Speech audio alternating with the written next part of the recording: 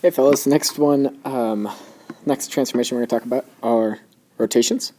Okay, so rotations are basically something that is turned or twisted about a fixed point. Okay, so what's going to happen here is we've got a point A, and we're going to turn it, we're going to move it.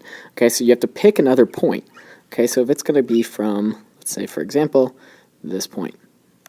All right, so if we're going to rotate about that point, what happens is it'll tell you a degree and then which direction to go, clockwise or counterclockwise. So let's just say for this one we want to go 90 degrees. Oops, not 9 degrees, 90 degrees clockwise. Okay, so if that's going to happen, what you do is you connect the dots and draw a 90-degree angle from there. So obviously we're not going to use protractors here. You're just going to do the best you can.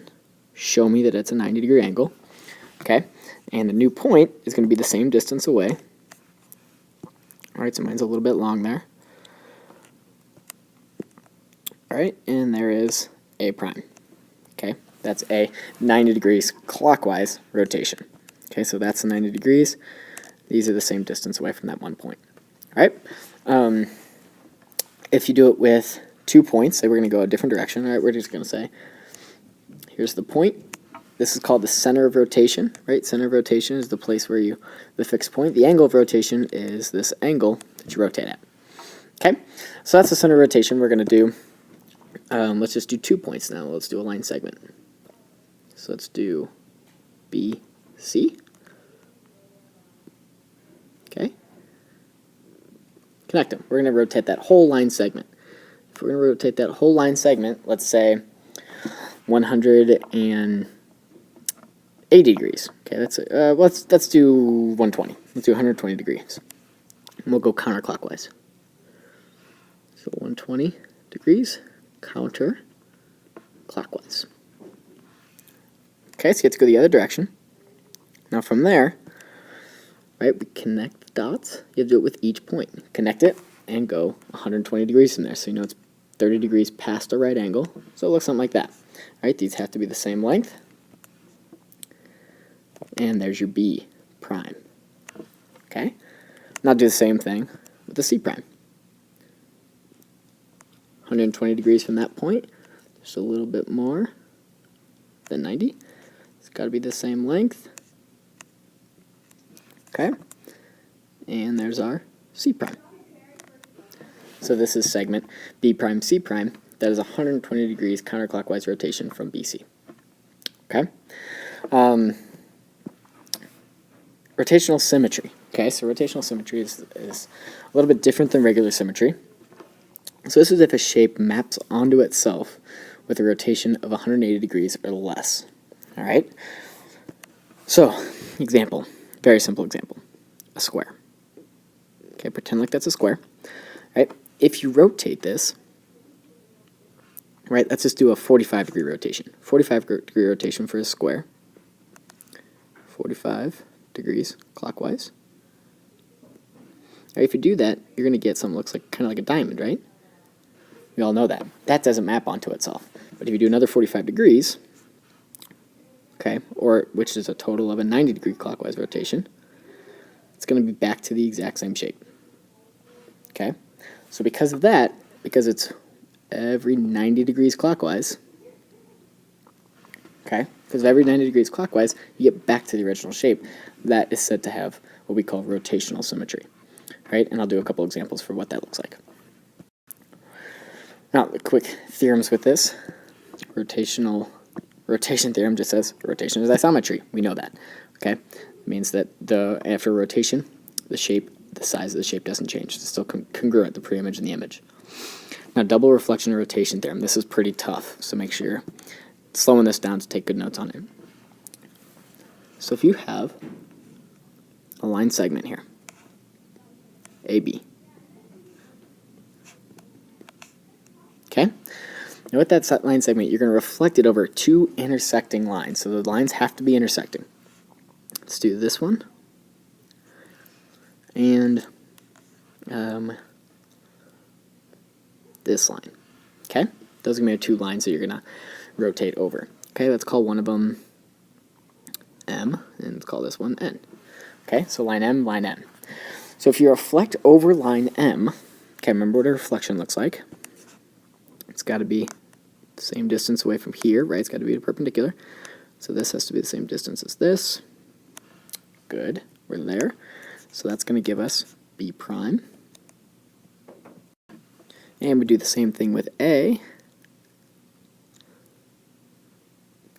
Okay, same distance to get A prime. Connect them, and there's A prime, B prime after that reflection. Okay, now you got to do a second reflection. We're going to reflect that. It's a double reflection, so now we're going to reflect that A prime, B prime over N. Okay, we'll reflect this. So we've got this little guy. Take us right there for B double prime. B double prime. And to do A prime, remember you got to go at a perpendicular. Got to be the same size as the other side. Right, and that gives us a double prime. Okay, now, after that double reflection, okay, what's going to happen is this from start to finish, right, look here in purple, from start to finish, okay, what that is it's actually a reflection about the point of intersection, so where these intersect, let's call P, okay, and the angle of reflection, look at this dotted purple line, right, the angle of reflection, the way you come up with that, it's just like that. What this angle is it's twice the angle between the intersecting lines. And if you look in the orange here, the angle between the intersecting lines is what we're going to call, let's just say x, doesn't matter what it is.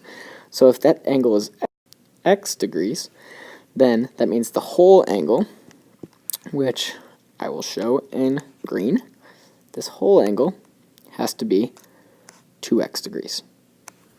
Okay? Now, once again, I understand that's difficult. Watch this a couple times, make sure you get a good picture in there, and I'll show you an example. So here are just a few examples. Problems for this, we have triangle RST, has these coordinates, -2, 3, 0, 4, 3, 1. There we go.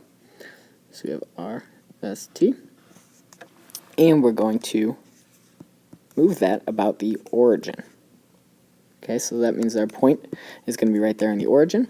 That's our center of rotation. From the center of rotation, what we've got to do is do a 90 degrees clockwise rotation. So from T to draw there, and then go down to here.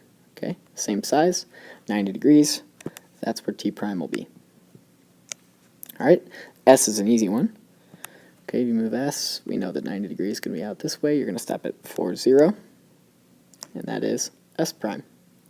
And lastly for R prime, we move this and move it out. Okay, it's going to end right around there. I know it's tough to see, maybe a little bit for you guys, but you should get the idea. And you see R prime right here. Alright, so R prime, S prime, T prime, fill them in, and it's the exact same shape, just rotated 90 degrees. Okay? Down here a little bit, we have line XY here. Okay, so this is going to be testing that double rotation thing. Alright, so let's use line segment XY, -3, 4 for X, -1, 1 for Y. Got it right there. Good, XY. Now with XY, we're going to reflect it first over line P, which is at X equals 0 here. Alright, and then we're going to reflect it over 1/4 Y equals 1/4 X, which is that line right there. Okay, so we're going to do this double reflection. First reflection here is over P. So we have go to just to the other side. So there's Y prime, this one just to the other side, X prime, Y prime, X prime. Okay, then we have to reflect it over line Q. Okay, so then we'll reflect over line Q. And we got to go at a right angle and to the other side. Alright, we'll use the green here to signify Y double prime. And to do the X, get here at X double prime. right? Connect them with the purple. That's the final reflection, okay? So that's the double reflection, and we know that the double reflection is also rotation. Okay, so if you look at any double reflection, from here to here is one big rotation. Now the other piece of information I tell you, right, if you look here, in orange, is that this angle is 75 degrees. Okay, so if that angle is 75 degrees, you want to know what the final transformation is. Well, it's obviously a reflection. Okay, and we're going clockwise. But how many degrees is it? Well, it's twice the angle between the two intersecting lines, so 2 times 75 is 150 degrees. That's the answer. All right, very last one. Which figures have rotational symmetry? Take a look at a kite. Don't recall what a kite is. Looks just like that. These are the same. These are the same. Okay, so does it have rotational symmetry? Well, think about it. It doesn't matter how much you rotate. It's not going to be the exact same shape in the same position until you get all the way around 360 degrees. So no, it does not have rotational symmetry. Okay, equilateral triangle. All right, an equilateral triangle, how far do you have to rotate it to get it back to being the exact same thing? Think about it for a second. If you think about it, if you rotate this 60 degrees, you're going to get back to exactly where you're at, right? 160 degrees you'll be back, then another 60 degrees you'll be back, another 60 degrees you'll be back. Okay, so yes, it does have rotational symmetry every 60 degrees. That's it. Good luck.